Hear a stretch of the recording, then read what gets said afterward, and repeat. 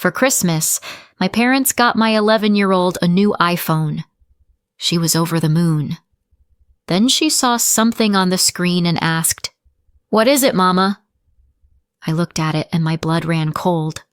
I didn't shout. I took action. 2 hours later, their lives started to unravel. I know how it sounds. Like I'm about to tell you the kind of story people only believe if there's a court transcript and a Netflix documentary, but this was my Christmas. We were at Mom and Dad's house because that's where Lily and I live. After my divorce, I moved back temporarily, which is what adults say when they're trying to convince themselves they haven't hit rock bottom. Lily and I have the upstairs bedroom, my childhood home, now featuring my child and my pride, both crammed into the same space. Christmas morning looked like every other Christmas morning in that house. Tree lights blinking like they were trying to hypnotize everyone into behaving, wrapping paper stacked like snowdrifts, cinnamon candles burning so aggressively it smelled like a bakery exploded. Brenda was there early, of course. My sister doesn't arrive anywhere. She makes an entrance. She came in carrying gift bags like Santa's favorite intern, and her 12-year-old son Ryan trailing behind her with that easy confidence boys have when the world has spent years assuring them they're the main character. Ryan is the golden grandchild. If Mom and Dad had a family crest, it would just be his face. Lily knows that. She doesn't say it out loud. She doesn't have to. She's learned the same trick I learned.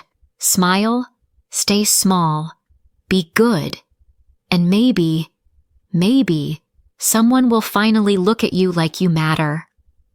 Lily had on her Christmas pajamas and the careful smile she saves for moments when she doesn't want to get her hopes up. She sat on the carpet with her hands in her lap, waiting her turn like she was in line at the DMV, not Christmas morning. Ryan, meanwhile, was already tearing through presents like he was speedrunning joy. New sneakers, a gaming headset, something electronic that made Dad do that proud laugh like Ryan had personally cured disease. Lily clapped politely at all of it. She actually clapped. My kid has better manners than most adults I know. And then Mom said, in that bright, performative voice she uses when she wants credit, "Okay. This one is for Lily." I almost missed it because I was busy watching Ryan get another box and watching my daughter pretend it didn't sting.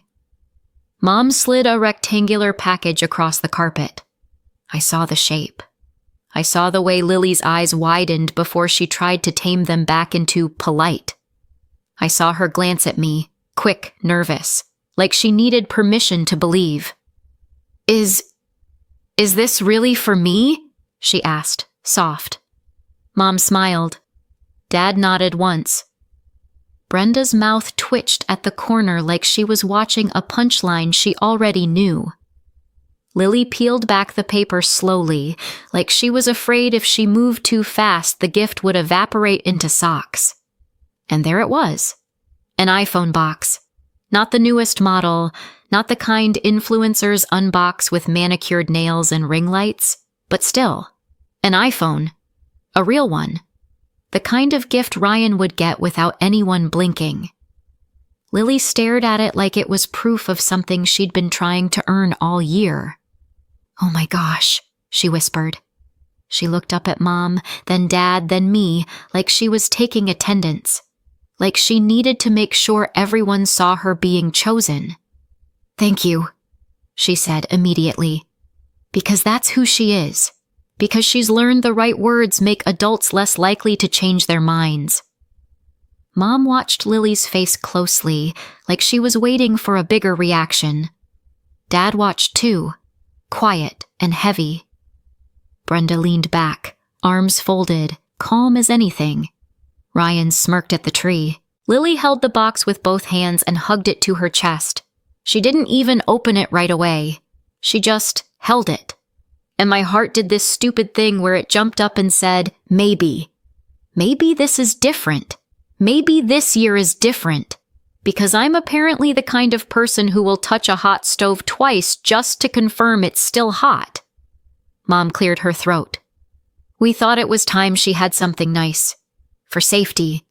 So she can call you if she needs to." "Yeah," Dad added. He always sounded like he was reading from a script he didn't agree with. "Kids need phones these days." Brenda nodded like she'd personally authored modern parenting. Lily kept smiling. She kept looking at the box like it was love wrapped in cardboard. We didn't fully open it there. Not really. Mom made a whole little speech about setting it up later and doing it properly, and Lily nodded like she didn't care, like she wasn't vibrating from the inside out. But I saw the way her fingers kept tapping the corner of the box, like she was checking it was still real. A little later, once the chaos downstairs got loud and Ryan disappeared into the living room with his new gadgets, Lily tugged my sleeve. "Can we go upstairs?" she asked, trying to sound casual. I knew what she meant. Our room. Our little corner of the house where she could be excited without feeling watched. "Yeah," I said. "Let's go." Upstairs, she sat on the bed and opened the box like it was sacred. She lifted the lid carefully, like it might bite her. And there it was, silver and sleek and beautiful, sitting in its little cradle. She let out this tiny sound, half laugh, half sob. "I can't believe they got me this," she said. I tried to smile. I tried to be the mom who lets her kid have the moment without poisoning it with suspicion. I really did. She picked it up and turned it over in her hands, and then she frowned. "Wait," she said. "Why does it look like that?" There were scratches. Not huge gouges, nothing dramatic, but enough to catch the light. Enough to make my stomach tighten. "It's probably refurbished," I said immediately. Too fast. Like I was trying to convince myself. "That's normal. Lots of people buy refurbished." Lily nodded. She wanted to believe. She wanted to believe so badly she could have convinced herself the phone was carved out of a potato as long as it meant her grandparents cared. She pressed the power button. The screen lit up. A logo flashed. And then, too quickly, it went straight to a home screen. Not a setup screen. Not a hello screen. A home screen. Lily blinked. "Is it already on?" Before I could answer, a notification dropped down from the top. Just a banner. A few words. Lily leaned closer, squinting, and then looked up at me with that open, trusting face. "What is it, Mama?" she asked. I leaned in, and for a second, my brain refused to translate what my eyes were reading, because those words didn't belong on a child's Christmas present. Those words didn't belong on any phone a kid was holding. My blood ran cold so fast it felt like my body forgot how to be warm. I didn't shout. I didn't snatch it and run screaming down the stairs. I forced my face into something normal, something gentle. I said, like it was nothing, like it was a weather alert. "That's weird. Let me see." Lily handed me the phone without hesitation, because she trusts me like children are supposed to. I tapped once, twice, just enough to see that this wasn't a glitch. This wasn't some random spam message. This was a trail, a history, a mess. And the worst part was the quiet realization that followed right behind it. Someone in this house knew exactly what was on this phone. I looked at Lily, still smiling, still hopeful, and I felt something in my chest crack. I set the phone down gently on the bed like it might explode. "Sweetie," I said, keeping my voice light, "why don't you go brush your teeth? We'll finish setting it up in a minute." She hesitated. "But 2 minutes," I said. "Promise." Lily slid off the bed and padded into the bathroom. The second the door clicked shut, I picked up the phone again. My hands were steady. My stomach wasn't. Because I already knew this wasn't just a mistake, and whatever I had just seen was going to change everything. Lily fell asleep like she'd been handed a piece of magic and nothing else mattered. Of course she did. She's 11. She can go from "I can't believe it" to drooling on my pillow in under 10 minutes. Meanwhile, I lay there staring at the ceiling like it owed me an explanation. Once her breathing settled, I picked the phone back up. I didn't do the mature thing. I didn't put it away and deal with it tomorrow. I'd already seen enough on that screen to know tomorrow might be too late. So yeah, I dug. WhatsApp opened without asking me to log in. No setup, no verification.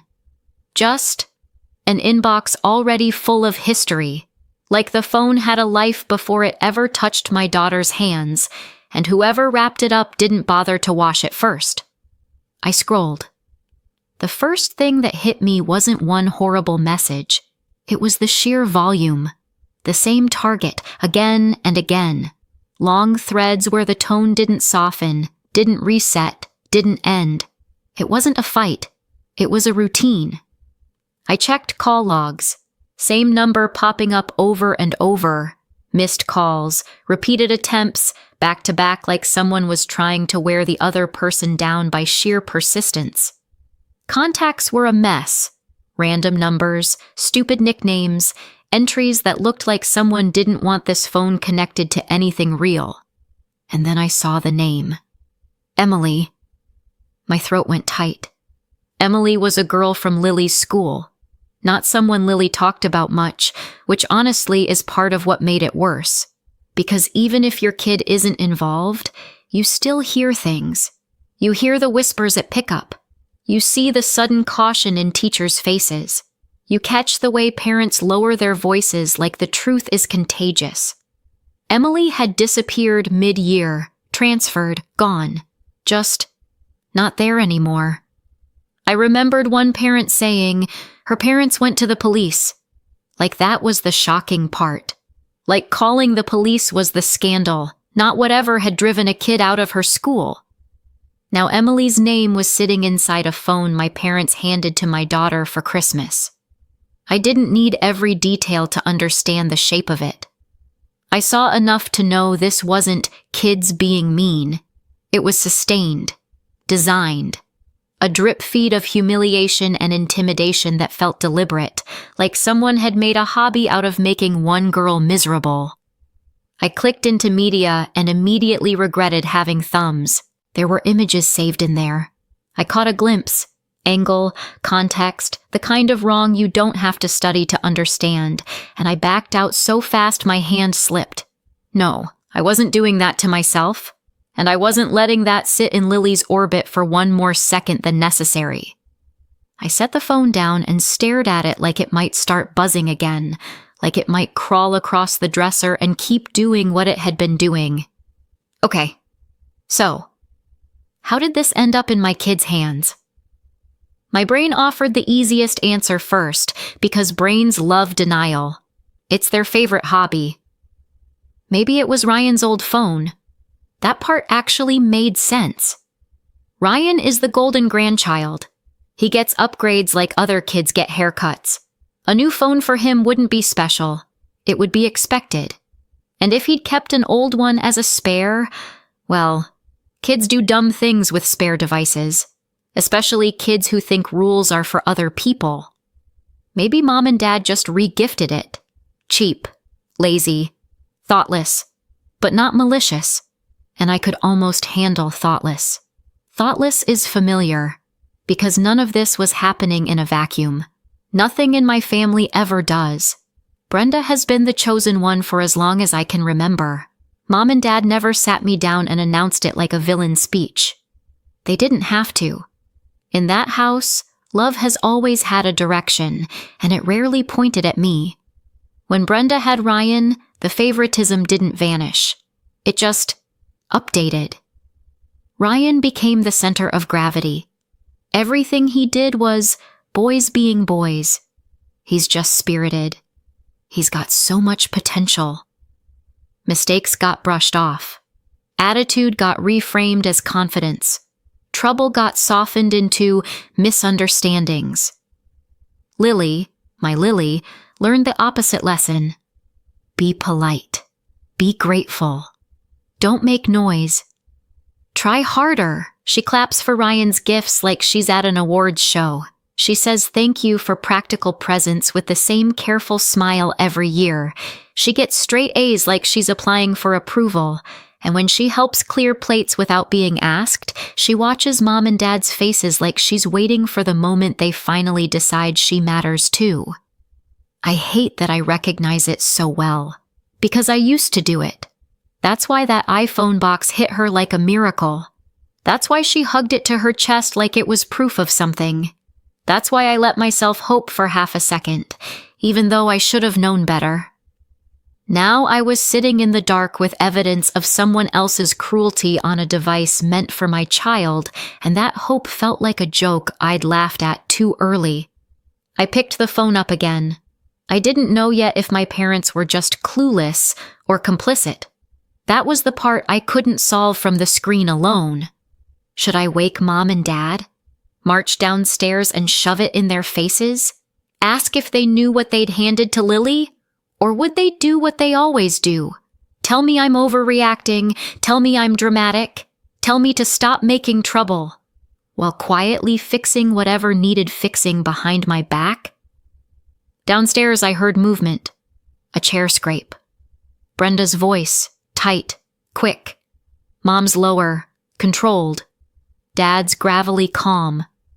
They sounded normal, which, in my family, is usually the scariest part, because normal is what they wear over whatever they're trying to hide. I set the phone down, stepped into the hallway barefoot, and started toward the stairs. Quiet, careful, heart hammering, because whatever was about to happen next, I needed to hear it with my own ears. When I reached the staircase, I heard Brenda's voice, tight, fast, sharp, and my body stopped moving before my brain even caught up. "She's going to notice," Brenda hissed. Mom's voice floated back, too calm. "She already thinks it's refurbished." Dad spoke quietly, like he was trying to keep the walls from hearing. "She won't do anything. She never does." My throat went dry. I stayed still, because I've known my parents my whole life. And that tone, Dad's confident calm, Mom's soothing reassurance, that was the tone they used when they'd made a decision for me and expected me to accept it. Brenda's voice again. "The school is involved. Emily's parents aren't letting it go. They're going crazy." Mom snapped, "Because it was serious." There was a pause. Then Brenda said softer, "I didn't think it would get this far." Dad's chair creaked. "It got this far because Ryan wouldn't stop." My stomach clenched so hard I thought I might actually be sick. Brenda's voice rose. "He's a kid." "And Lily isn't?" Mom shot back. And for one horrifying second, I almost felt gratitude until she added, "Lily's just easier." There it was, the part they said out loud without meaning to. Easy. Disposable. I pulled my phone out with shaking hands and hit record. Not because I was thinking clearly, because instinct is what shows up when shock takes your brain offline. Brenda spoke again. "What if the police trace it? What if they—" Dad cut in. "They won't trace it to Ryan if the phone isn't with Ryan." Mom sighed like she was exhausted by everyone else's incompetence. "We gave her the phone. It's in her room. It's in her hands." Brenda. "But it's Lily's phone now." Mom's voice turned almost pleased. "Exactly." Brenda exhaled hard. "Kate is going to freak out." Dad's reply was flat. "Kate's always dramatic." My hand tightened around my phone so hard my knuckles ached. Brenda said, "And Lily—" Mom interrupted, dismissive. "Lily's a good girl. She'll be fine." Brenda's voice sharpened. "Kate thinks her daughter is perfect." Dad chuckled, low and mean. "Well, maybe this will knock her down a peg." Brenda laughed. Just a little. And something inside me went perfectly, terrifyingly still. Because this wasn't just them trying to protect Ryan. This was them choosing Lily as the fall guy. Because Lily was easy. Because Kate was dramatic. Because Ryan mattered. I backed away from the stairs as quietly as I could, my phone still recording until I got back to the bedroom and shut the door. My hands were shaking so badly I could barely hit stop. I played it back once, just enough to confirm it wasn't my imagination. It wasn't. I sat on the edge of the bed and stared at the phone like it was radioactive. Lily walked in, hair damp from the bathroom, toothbrush in hand. "Can I have it now?" she asked, grinning. I forced my face into calm. Into normal. "Yeah," I said. "But first, listen to me. Okay?" Her smile faltered. "What?"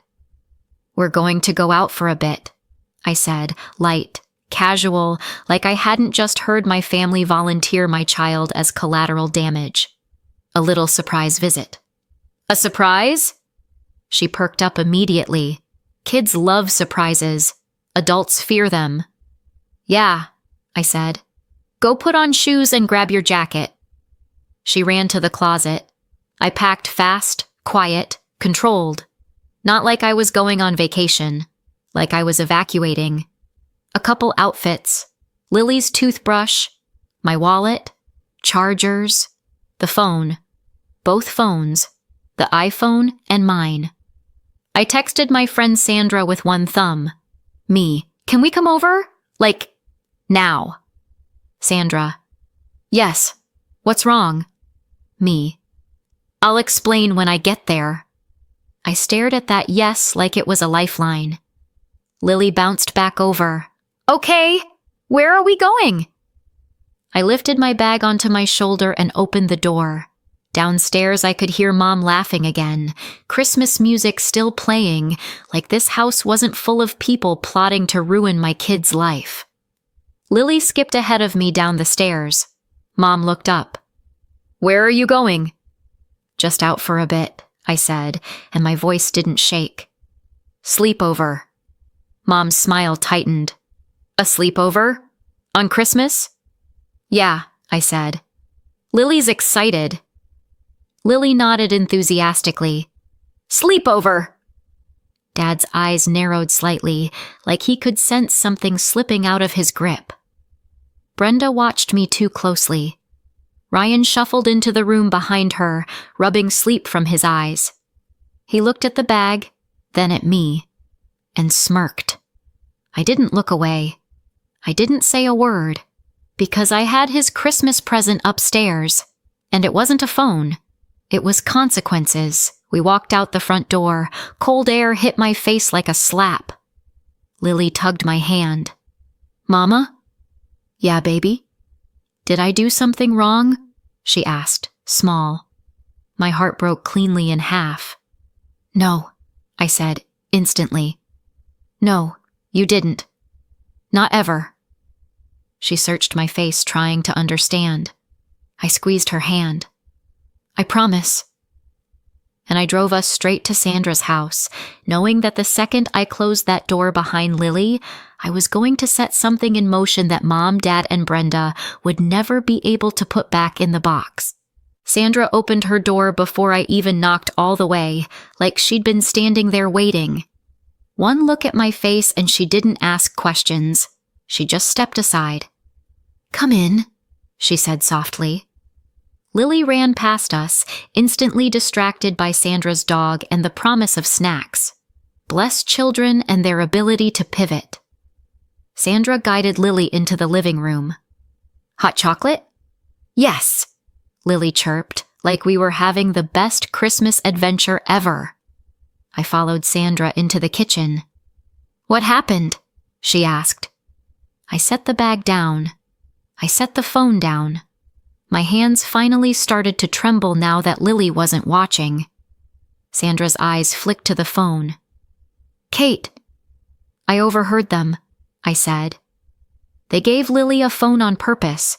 Not as a gift. As a dumpster." Sandra's mouth tightened. Your sister? And Mom and Dad, I said. My voice went flat. All of them. I took a breath, forced myself back into control. I need Lily safe here, I said. Just a few days. Of course, Sandra said immediately. As long as you need. Lily's laughter drifted from the living room. I swallowed hard. Don't tell her anything, I said. Not details. She shouldn't have to carry this. Sandra nodded. Go do what you need to do. I left Lily with Sandra, told her I'd be right back, kissed her forehead, and walked out before I changed my mind. In the car, I didn't cry. Crying is what you do when you have time. I didn't have time. I drove straight to the station. The roads were quiet in that strange holiday way, like the world was pretending nothing bad ever happens on Christmas. My hands stayed steady on the wheel, but my chest felt tight, like I was holding my breath without realizing it. Inside, everything was fluorescent and calm and painfully normal. I told them what I needed to tell them, that the phone had been given to my daughter as a gift, that it hadn't been reset, that it contained messages and calls that didn't belong anywhere near a child, that I had overheard a conversation and recorded it. I slid the phone across the counter, then my own. I think this is connected to a case involving a girl named Emily, I said. Her parents already went to the police. This phone, I think it's part of that. The officer didn't gasp. He didn't frown dramatically. He just nodded once, slow, like something had clicked into place. They took everything, logged it, bagged it, asked me to walk them through the timeline. Christmas morning, upstairs, what I saw, what I heard, when I left. I answered calmly, not because I felt calm, but because panic wouldn't help Lily, and that was the only thing that mattered anymore. They gave me a case number and told me someone would follow up. That was it. No promises, no speeches, just procedure. That was enough. When I got back to Sandra's, Lily was curled up on the couch in pajamas, wrapped in a blanket that was definitely not hers, eyes glued to a movie she'd already half forgotten. Mom, she said when she saw me. Did you get the phone fixed? My stomach clenched. Not yet, I said, keeping my voice even. It needs to be checked first. I'll explain later, okay? Not tonight. She frowned for a second, then shrugged. Okay, and turned back to the screen. Kids are like that. They trust you to hold the heavy things so they don't have to. I sat down beside her and tried to breathe like a normal person. My phone buzzed in my pocket. I ignored it. It buzzed again. Then again. I already knew who it was. When I finally looked, there were missed calls stacked on top of each other. From Mom, from Dad, from Brenda. Then the phone rang again. I answered and immediately put it on speaker. All three voices hit me at once. What were you thinking? Brenda snapped. Are you out of your mind? Mom said over her. Dad cut in, sharp. You went to the police? I stayed quiet. They filled the silence quickly, like people who couldn't stand not being in control. He's a child, Brenda said. Do you have any idea what you've done? You're ruining his future, Mom added. This didn't need to go this far. I closed my eyes. A stupid, hopeful part of me was still waiting for it. One sentence, one excuse, one we didn't know. It never came. Instead, Brenda said, The police are asking questions about Emily, about that phone. Mom jumped in immediately. You knew this was already an issue. You knew her parents went to the police.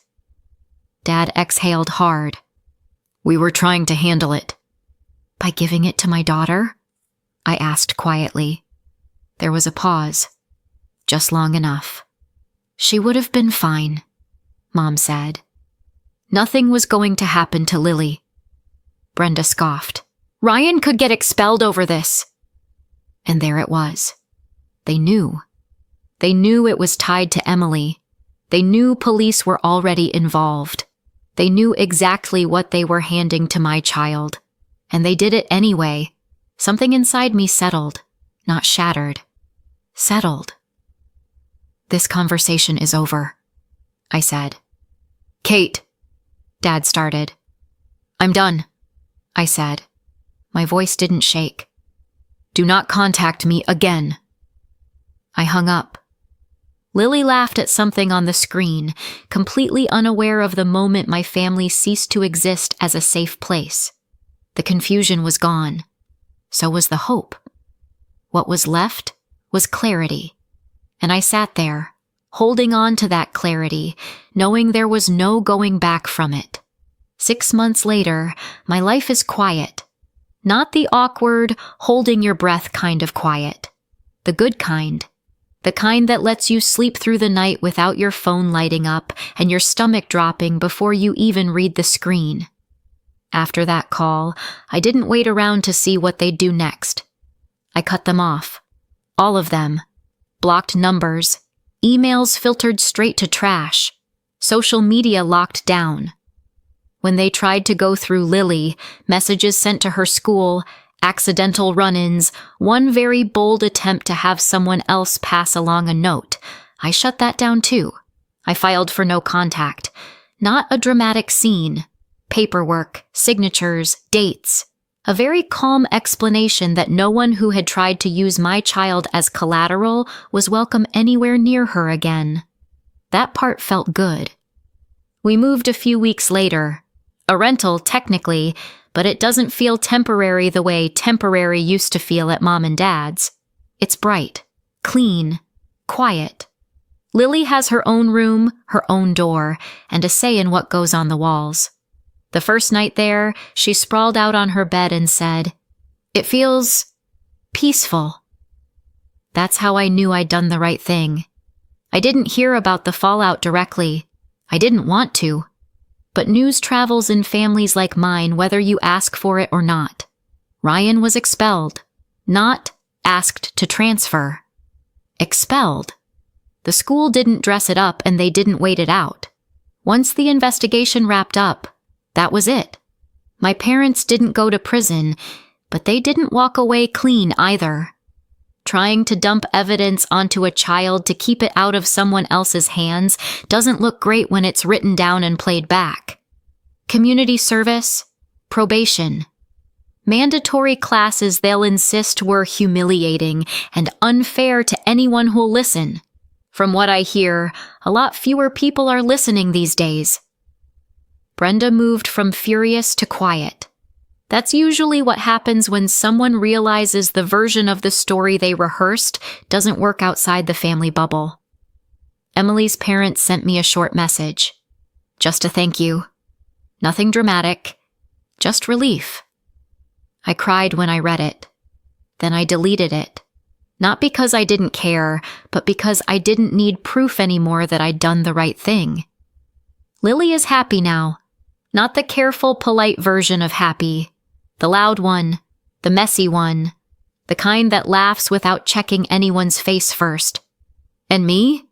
I don't miss them. I miss the idea of the family I wanted, but that family never actually existed. This one does. So, what do you think? Did I go too far? Or not far enough? Let me know in the comments. And don't forget to subscribe for more.